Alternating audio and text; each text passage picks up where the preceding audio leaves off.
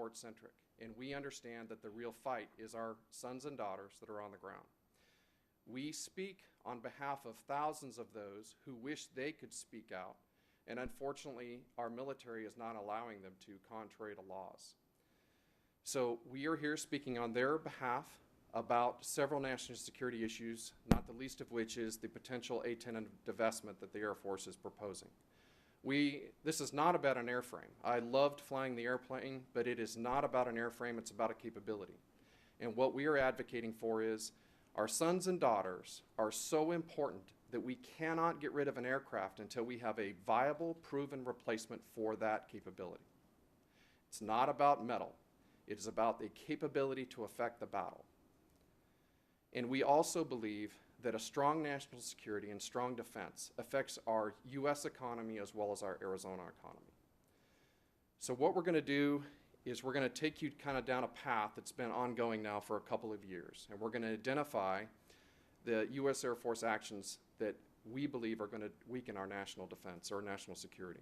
We're going to quantify those effects in regards to southern Arizona as it relates to Davis-Monthan Air Force Base. We're going to talk specifically about what the Air Force plan is for Davis-Monthan from fiscal 2016 to fiscal 2019. We're going to talk about why the Chief of Staff of the Air Force, for the first time since the summer of 2012, is visiting Davis-Monthan this week. And then we're going to finish up with we need your help and what you can do to help affect this battle. So what we're going to start off with is some context, because I know some of the members may not be as familiar with close air support as others. Can you move closer to the microphone, Colonel?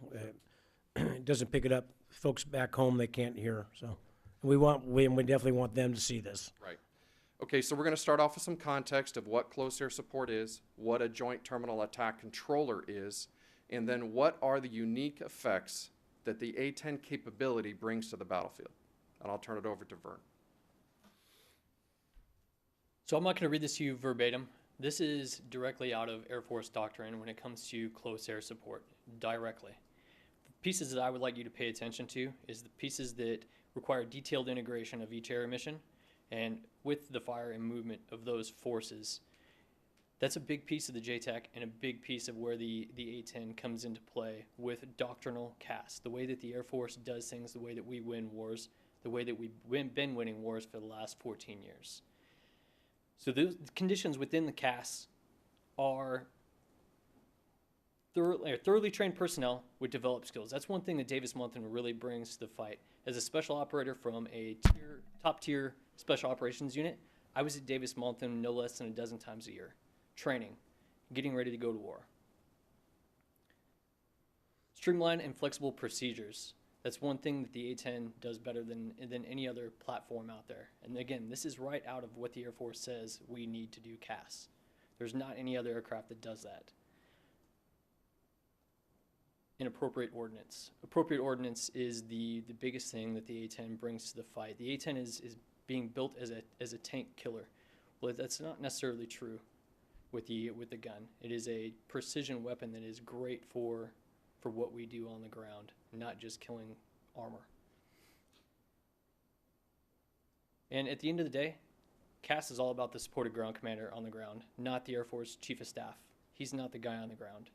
And unfortunately, those are the people that are making decisions on Davis-Monthan and what we are doing with CAS.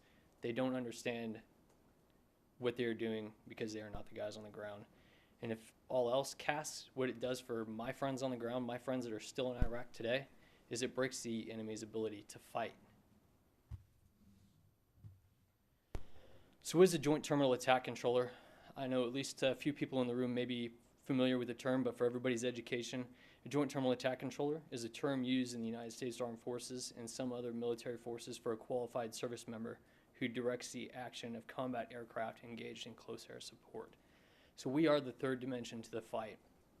A guy like me as an Air Force member is attached to every Army maneuver unit within the military, to include special operations, Navy SEAL teams, Delta Force, everybody. There is an Air Force member there that does their close air support. And we're the single guy on the ground. We're the 13th member to the 12-man Green Beret team. As far as the A-10 divestment, especially from a JTAX perspective, is we don't have air superiority, or we don't have superiority in cyberspace. One thing the A-10 does not rely on is cyberspace. And that's a piece that a lot of people are missing. Everybody, there's a lot of lobbyists out there that are preaching, these high-speed weapons, the GB-39. That is not a close air support weapon. It's supposed to be coming off of the F-35. It's not what it's meant to do. We don't have a replacement with the appropriate ordnance. And for me, knowing that I had an A-10 showing up to a fight where there was women and children around and that I did not want to harm, having that gun was pivotal for me to be able to do my job and keep my friends alive. It's so precise. I have a personal friend that had an A-10 shoot somebody off of a roof 15 meters away. You can't do that with an F-15. You can't do that with a B-52.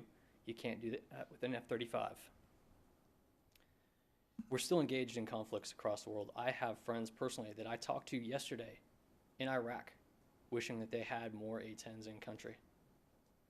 And that's just the blatant truth of it. There's a few there, they need more with the fight that they're in. That's not something you're going to get on Fox News. The A-10 technology now is on par with the ground fighter of tomorrow. And again, everybody says the A-10 can't fight in tomorrow's fight. I work for a company that does it every single day. I do the digital stuff with the A-10. It's capable of doing it, and it can also rely on its manual forms and functions. And the ground fighter of today is not up to speed with the fighter of tomorrow. So you can have the greatest aircraft in the world that's supposed to integrate with that ground force. The ground force can't integrate with that fighter. It can't do it. And to be able to get them up to speed it's not gonna happen quickly. So if we go to war with a near-peer adversary like Iran tomorrow, and then we rely on the F-22 to integrate with the ground forces, it's not gonna happen. And that's just the ugly truth of it. The A-10 right now is an existing piece of our battle plan versus those near adversaries. Everything that we have planned against something going bad for tomorrow, the A-10 plays a pivotal role in that, and we haven't transitioned to integrating the J-35 or F-35 appropriately. And that's where we are at national security. Technology will always be defeated by tactics. And what I mean by that is we generally, speaking in Afghanistan, we drive their tactics with our technology. We bring bigger vehicles, they bring bigger bombs. Guess which one of those is cheaper? Guess which one of those is more effective? Mm-hmm. Technology will never be better than tactics. And it's a simple shift of an adversary's tactics to make our huge investment null and void.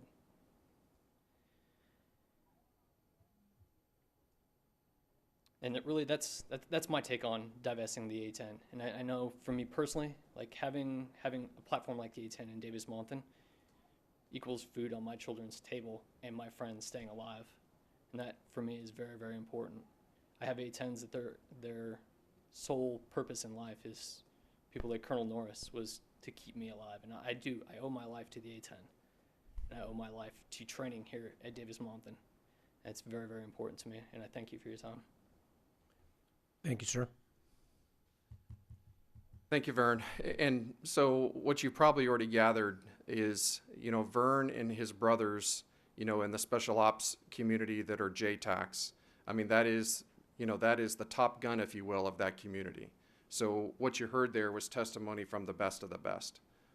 So as we finish up here and you have further questions, we'll be glad to entertain those. But in big picture, to put this in kind of a sports analogy, is close air support is like when the quarterback for the Sun Devils comes out of the huddle, he has a play. He comes to the line of scrimmage, and then that quarterback, who in this case is the Army on the ground, sees how the battlefield is shaping up, and you notice they audible like crazy. They audible and they change their tactics based upon what they see on the other side of the line of scrimmage. That's what close air support is. You have to be able to react to changing conditions quickly and be able to target quickly and accurately. It's not the deep pass that was called right out of the huddle. It is the audible at the line of scrimmage. It's a very fluid battlefield. So that's the difference between the deep strike that the Air Force loves and close air support. Okay, so let's bring this discussion more local. Davis-Monthan has 83 A-10s at Davis-Monthan as of today. They do all the primary missions associated with that aircraft, which of course is close air support, combat search and rescue, and forward air controller. Right now, the A-10 community only has 10% of the entire fleet deployed. So when we look at the fight against ISIS, most of our fleet is sitting here, and that's not by accident. The combatant commanders in that theater mandated that we had to have A-10s, and the Air Force restricted how many they could bring. Because they know that it's tough to fight Congress if we have airplanes deployed to 3 locations like we do, Iraq, Europe, and UAE, when we have planes deployed for them to be able to get rid of it. So when I tell you that we have 12 airplanes fighting ISIS right now, and we have 83 sitting at DM, you have to ask yourself, what's going on here? I'll leave those 2 bullets on there for you to read for yourself, but we have the Chief of Staff of the Army, flat out. It's the best CAS platform that we have. And then the TACP, or it's the JTAC president, they have an organization that's comprised of both retired and active duty members. Charlie Keebaugh sent that letter this year to the Secretary of Defense, Ash Carter, who they personally briefed about the impacts and the number of Gold Star families that are going to increase if they divest this aircraft, in their opinion.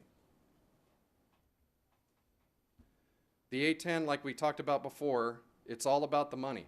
That's right. The Air Force has said that numerous times. Here's the cost per flying hour, and if you notice, the A-10 is by far the lowest. So it's you know, we've paid for this car. You know, it's paid for. All we got to do is maintain it. The other airplane that the Air Force is going to cut, not divest, but reduce the numbers at Davis-Monthan, is the EC-130H Compass Call. They have 15 aircraft at DM. These are national assets. I was stationed at Davis-Monthan twice during my career. These aircraft deployed more than the A-10s did at Davis-Monthan. They currently are tied to Special Operations Command. Their specialties at the unclassified level deal in communications jamming and intelligence, and they are deployed in support of the ISIS fight and to other non-disclosed locations worldwide. What I will say to you is that I have seen this aircraft in action and the crews in action, and it makes the difference in a fight, especially against high technology radar threats. This is a game changer for us to be able to do close air support and combat search and rescue. These are key players. So how many jobs are at Davis-Monthan that could be affected from these divestments and reductions in force? Well, this is the Davis-Monthan report that was released in 2013. So direct military people and their dependents living off base, you've got over 12,000 people on the local economy. What does that financial impact go to? About, and again, this is 1 year old, the new one should be out soon. It's over $1.1 billion to the Tucson economy is what Davis-Monthan contributes, and that does not include retirees. So what is the Air Force plan? How many in this room have seen this chart before? Anyone else? This chart has been out now for about 5 months. This is the Air Force's plan for fiscal 2016. And I apologize for the small font, but if you zero in on Arizona, it's not a pretty picture. The blue nomenclature is active duty personnel. These are full-time employees who live on the economy. They buy houses, they shop in grocery stores, etc. The nomenclature in red, those are reservists. Reserve units, in the case of the A-10, it's a formal training unit, so they train new A-10 pilots, so the bulk of that workforce is full-time. If you look at the 55 A-10s fiscal 16, what that means is 55 aircraft will go to AMARC, the boneyard, sometime between October 1st and September 30th, starting October 1st of this year and going through September 30th of 2016. They're going to park 55 of them if the Air Force gets their way. What's next? They're going to park 7 Compass Call or EC-130s on the same year. Okay, so what happens next? Well, they give us a couple of years of break to recover, I guess, and then they're going to cut all the remaining A-10s in fiscal 19. And as a consolation prize, they're going to give you back 21 F-16s from Hill Air Force Base that's a reserve unit that's combat coded. Now here's the difference. It's not a one-for-one. When you take a combat coded reserve unit, only about 10% of that workforce is full-time. The rest of them are part-time. So what that means is they don't necessarily have to live in Tucson. They don't necessarily contribute to the local economy. So that's what the Air Force plan is between now and fiscal 19 in writing.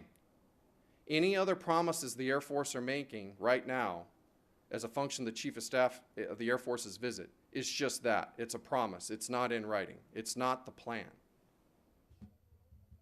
So here's a summary of how those cuts affect Davis-Monthan in the near term.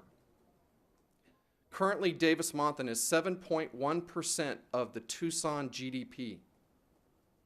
7% of the GDP is from that base. As a function of the A-10 divestments between now and 2019, you can see the cuts in job losses, and those are using Air Force metrics. 20 people per airplane. That, you know, it's a ballpark number, but that's what the Air Force uses. Compass Call has a whole bunch more people, so we used 40 people per aircraft. Total direct job losses about 2,000. Indirect job losses, there's the range based on their metrics. At the end of the day, you're looking at least 1/3 of the jobs, and I think more will go.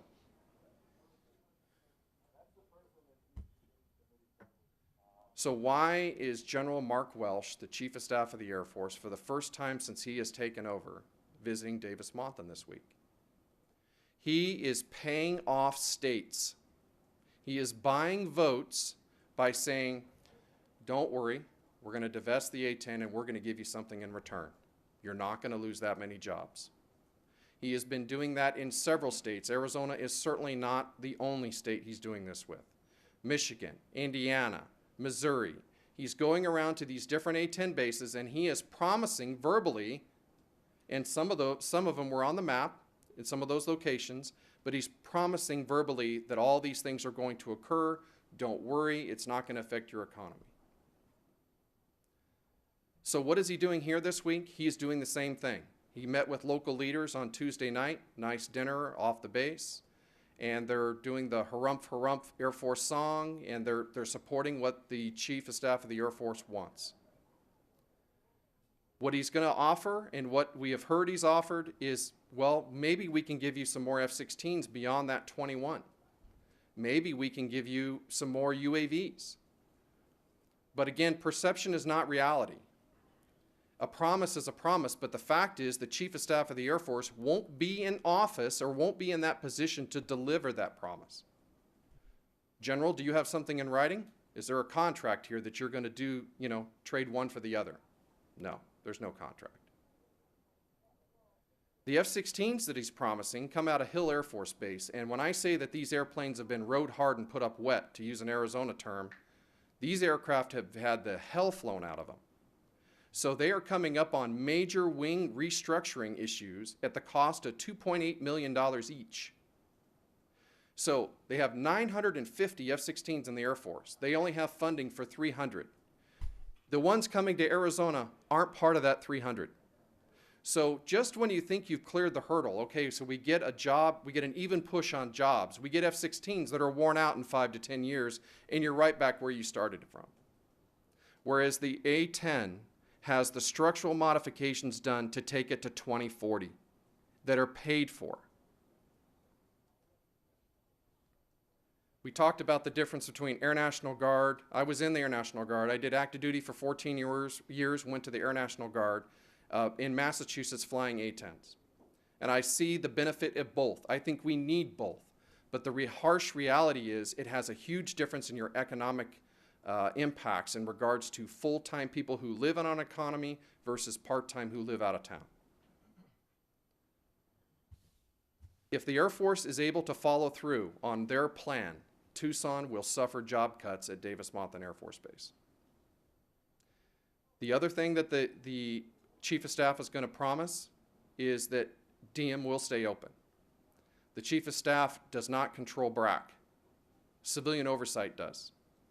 If civilian oversight comes into play and BRAC is approved and we're losing a significant amount of the fleet there at DM, do I believe personally that DM is vulnerable? You better believe it. Sequester is what it is. We don't have enough money to support all the infrastructure in the Air Force. Colonel, could you back up about BRAC? Yes, sir. Can you restate that one about BRAC? I believe that if the Air Force gets its way and it divests the fleet that we're talking about, the A-10s and the Compass Call, in conjunction with Sequester driving a BRAC, Davis-Monthan will be vulnerable.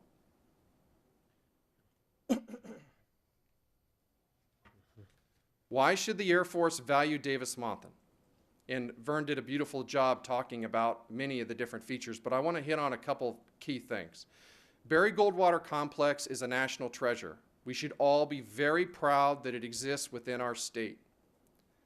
The number of annual training days because of the fantastic weather that we have here is a huge benefit to training organizations. Air Force, Army, Marines, all of us benefit from that. From Yuma all the way to the Apaches at Pinal, Luke, and DM. We all benefit from that. Barry Goldwater is a treasure that is different from many others across the nation. I was stationed at Nellis. I love Nellis Air Force Base. I love the Nellis complex. But what it doesn't have is airways. Highways that airliners fly go over the top of the Nellis complex.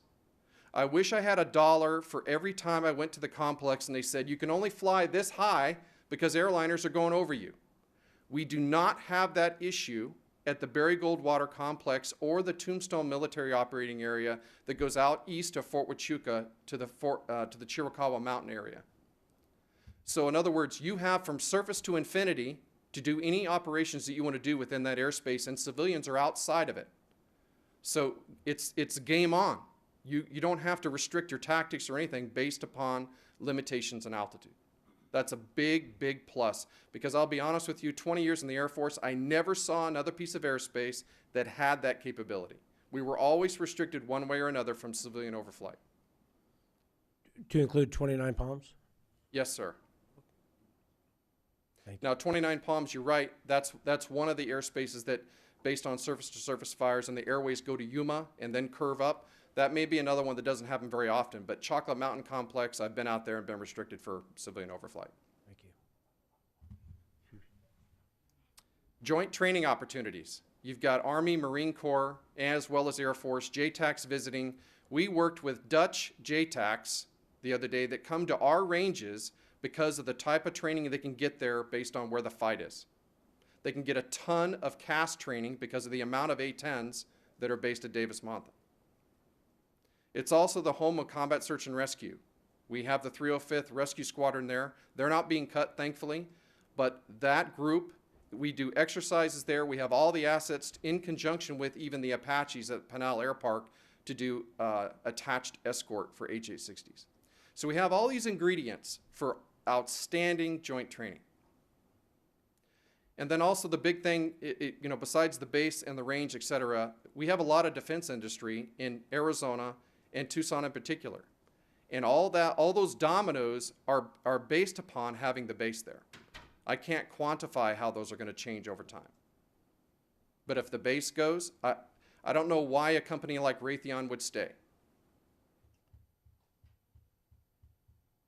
So how do we need your help? So the other day, Representative McSally sent a letter to the Secretary of Defense, Ash Carter, explaining and requesting for him to stop the A-10 divestment plan. Very well written, very precise, very accurate. How many signatures do you think were on the bottom of that letter? I'll give you a hint, 1.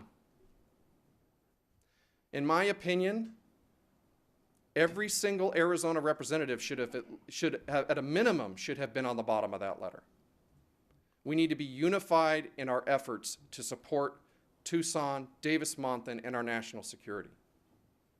We need your group, we need the governor, we need the populace of Arizona to voice opposition to this Air Force plan. We need groups to visit Washington, D.C., to voice advocacy, because whether we like it or not, the battlefield is Washington, D.C.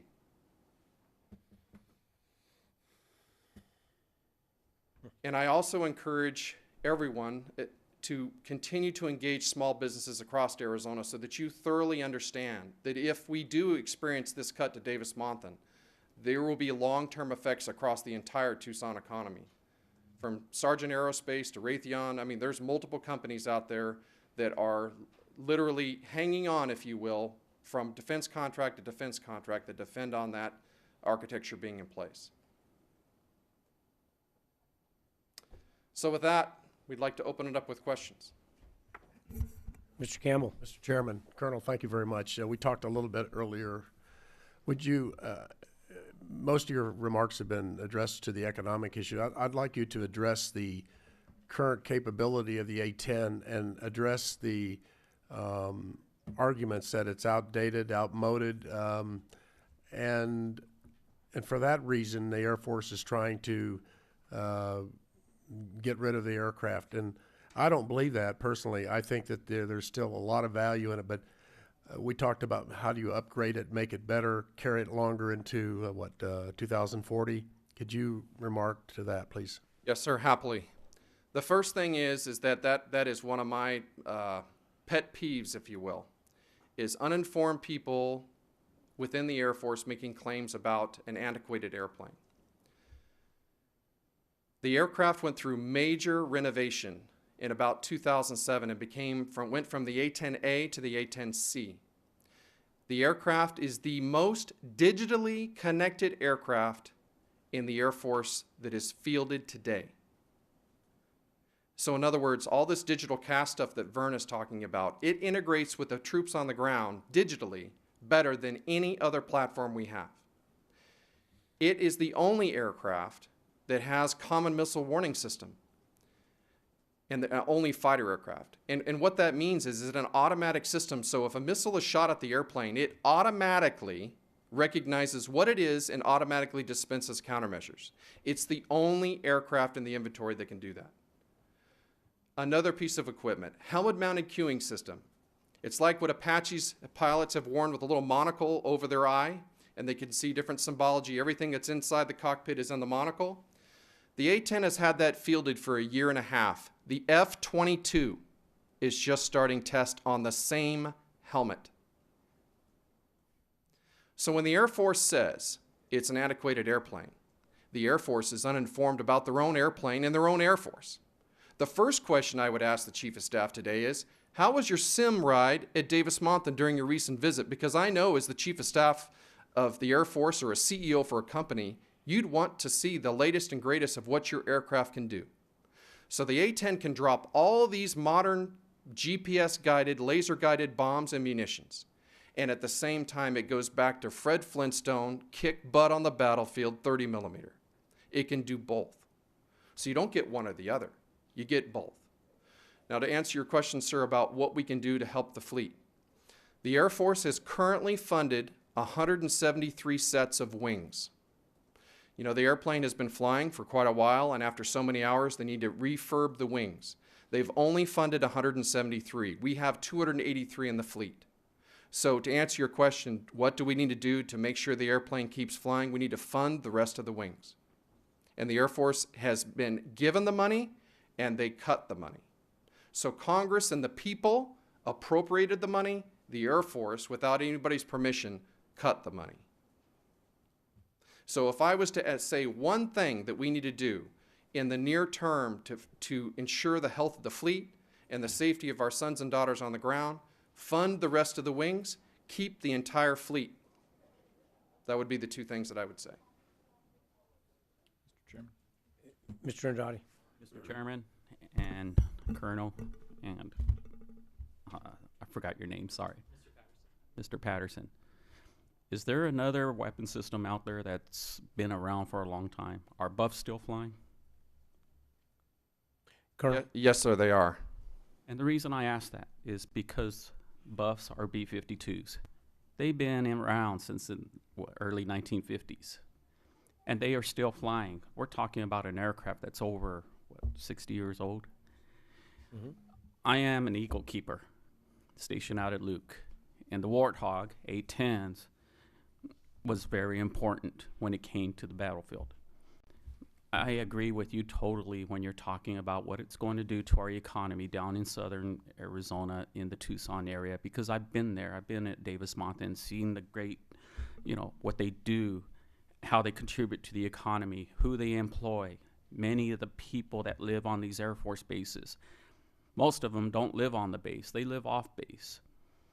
They shop off base because a lot of times the deals are better off base than they are on base. They go out to movies. They do a lot of things in the surrounding area. They contribute. To see what the Air Force is doing, it angers me, to be quite honest, because me being an Eagle keeper, I realized what each different aircraft did and their mission goal on those aircraft. I saw what they did. So I agree with you, and you're absolutely right. There should have been more signatures on the piece of paper that went to Washington, and we do have to get involved because it is detrimental. You see how we protect Luke Air Force Base, but we also have to protect our other bases. So, gentlemen, thank you so much for those that, those that really don't know what's going on. Thank you. And sir, I'd like to just point out one thing from the GAO report from Desert Storm. One of the key things that it said out of there is in regards to Air Force success. The Air Force had a lot of aircraft to choose from, a lot of different types. So you walk into a restaurant, you have 2 things to order versus you walk in there and you got 50 things to order. You have a much higher probability of picking the right aircraft for the right mission if you have more things to choose from. So that was one of the big things that came out of that GAO report. Mr. Fitchum? Thank you, Mr. Chairman. Colonel, forgive me for the softball question, but I think Mr. Andrade has really raised a great issue. Which is older, the B-52 or the A-10? The B-52, and they just pulled one out of the boneyard, by the way. I understand that. Went to Barksdale, I believe? Yeah. Yes, sir. Yes, sir. By how many years?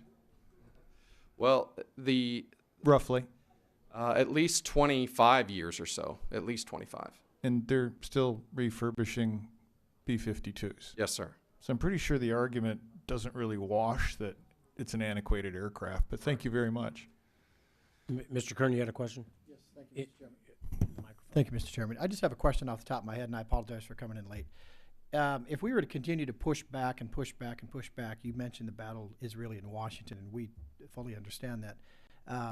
Do you foresee this changing in the next election should a good Republican conservative president get in there? I don't know if you can answer that. We're meeting with Scott Walker today, and I'd like to know if there's something maybe we might even say to him regarding some way to help you.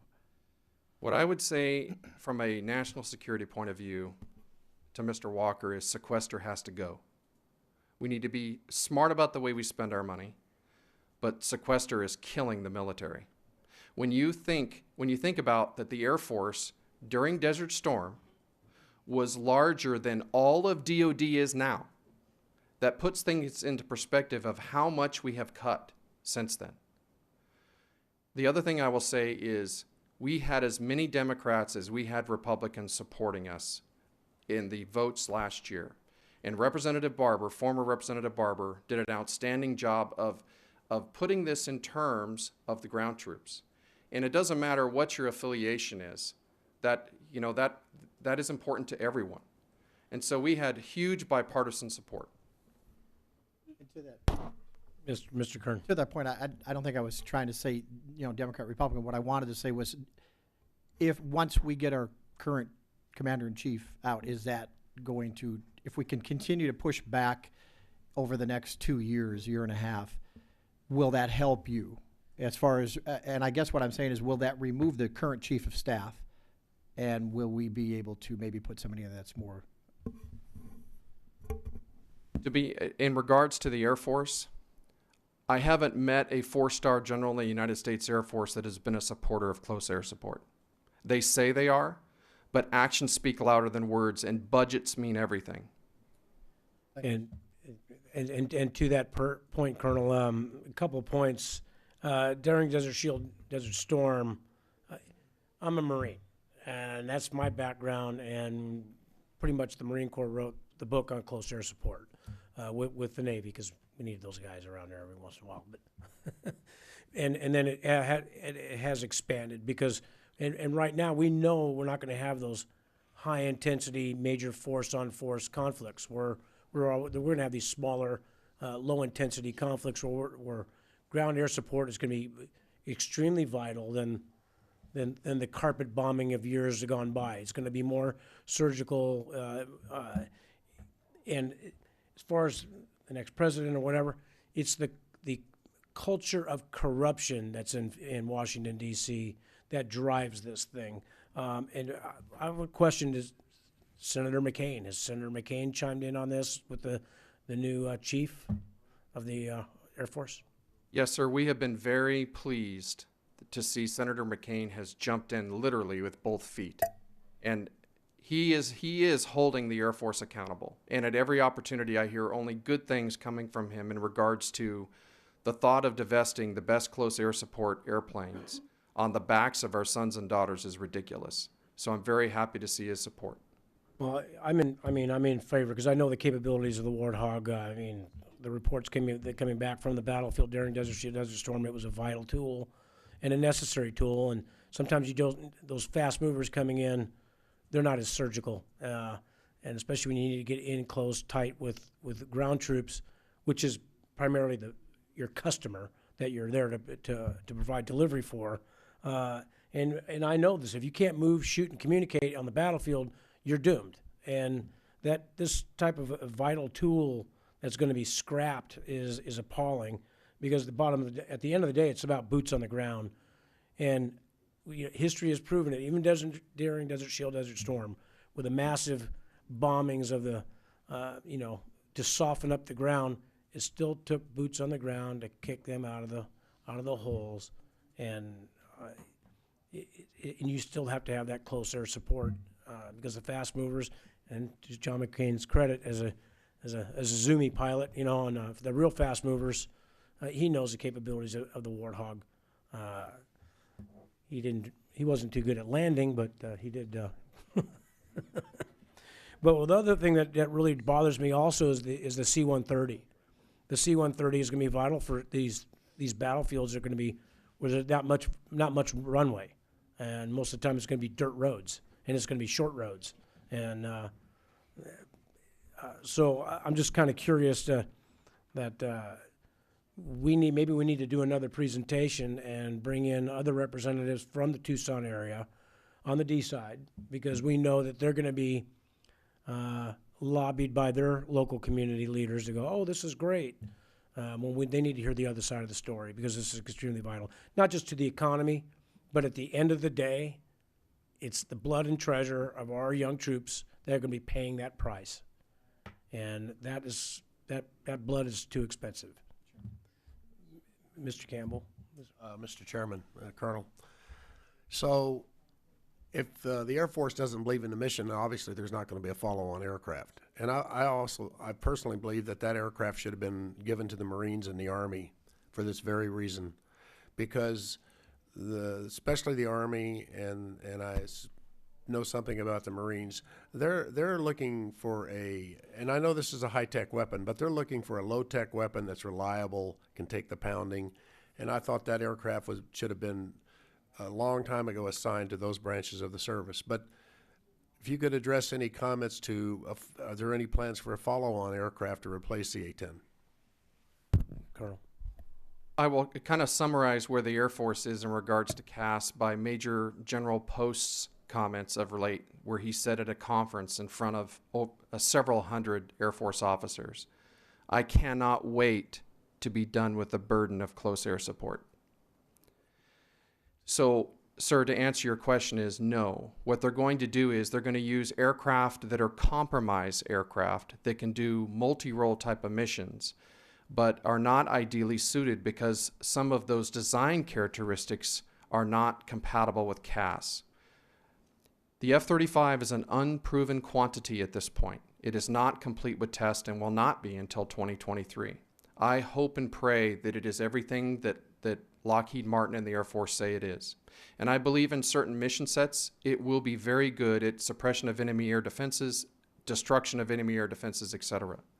But those are unproven at this point. And the design characteristics of the F-35 are not compatible with close air support. Colonel, I have another follow-on question. But just by chance, has the Commandant of the Marine Corps, General Dunford, has he voiced his opinion about this in any of these hearings in Washington? The Marines are all in on the F-35B. They have no choice. They, you know, it's limited funds. It's a smaller branch of the service. They either stuck with their legacy platforms or went all in. And knowing Marines, they will make it work as best they can. But I think the biggest difference, the Marines use rotary wing for close air support for this close-in fight that we are talking about, that the A-10 is ideally suited. Now, is that going to cause problems in places like Desert Storm where you can see a helicopter from 10 miles away? It did, and it will again. They will figure out a way to make the F-35B, in fine Marine Corps fashion, kill as many enemy as possible. I don't know at this point, it's still an unproven entity, if it will be better than the Harrier and the F-18 that it has now. Yes, but my question is, Colonel, I'm talking about with the A-10. The Marines are, as far as divestment, sir? Is that what you mean? Well, I mean, as any commander knows, I want to have as many tools as I can possibly have at my disposal. The unfortunate reality is that if they show support openly for the A-10 of any large magnitude, it puts the F-35B in jeopardy. Roger that. Okay. Thank you. Mr. Andrade, please. And Mr. Chairman, Colonel, our job would be to make sure that Arizona is attractive, to maintain, keep the A-10 here, the Warthog, as well as persuading the Air Force to not only keep it here, but ideally to move, and I hate to do this to our other states, but as all fair is sell them on the fact that instead of decreasing Arizona's because of the Barry Goldwater range, but we can also handle more. Davis-Monthan and the airspace around Tucson, the Ruby Fuzzy MOA, the Tombstone MOA, the Barry Goldwater Complex, which goes all the way to Yuma. In addition to the amount of ramp space you have at DM, you could double the number of units there with just a few additional buildings, but the infrastructure, the big cost items like runway, taxiways, and ramp is already paid for. Mr. Fitchum. Well, Colonel, I also understand that one of the reasons DM is so popular is because of fuel savings. I mean, you're a short jump to the range and a short jump back, so it actually minimizes fuel cost, which is pretty pricey, and saves the environment, and it also maximizes training time. Is that correct? That is 100% correct, and I'll give you a factual item. Again, I was in the Massachusetts Air National Guard flying A-10s after I left active duty. It was 179 miles to the closest range we could drop a bomb on. We can do that in about 70 to 80 miles out of DM. So if you're spending less time going to and from, you can spend more time training. And training is maintaining, and maintaining is training. Mr. Chairman, one last question. Mr. Fitchum, one last follow-up question. I don't, at the risk of putting you on the spot, and feel free to say I decline to answer, we're talking about sequester, as many of us civilian folks seem to think that might be just a punishment to the American people and to those who actually serve the country. But the other question is there something that may be more nefarious, such as, you know, this is you always got to buy something new. You got to buy something more expensive. And here, by the way, that old stuff you've got, well, we're going to have to convince you that it's no good anymore. So you're going to have to buy this shiny new thing. In your estimation, how much of that is at work in this equation? Colonel. I believe that the defense industry, the the industrial complex, if you will, is very much at work here. Do I believe that the Lockheed lobby is unbelievably strong? Absolutely. The Air Force has been given a set of tasks. And I have heard things like, because we're a superpower, we have to be able to conduct the biggest, baddest war on the planet, despite what's going on today. So they look out into the future, they pick the biggest, baddest thing, they plug it into a Whopper computer, and out spits what they need to do the job. And, excuse me, but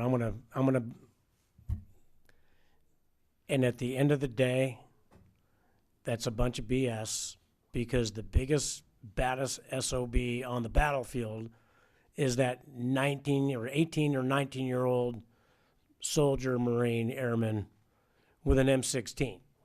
And with some good, especially when we own the sky, we own the battlefield. Because that's the real true smart weapon on the battlefield.